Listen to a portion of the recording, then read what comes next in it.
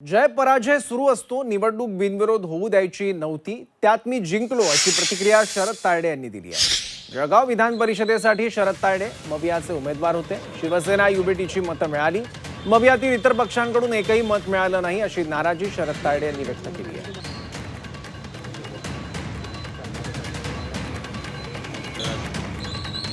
पराभव हा विषय नाही, मुळात ही निवडणूक मला बिनविरोध होऊ द्यायची नव्हती आणि ते मी त्याच्यामध्ये जिंकलो आहे।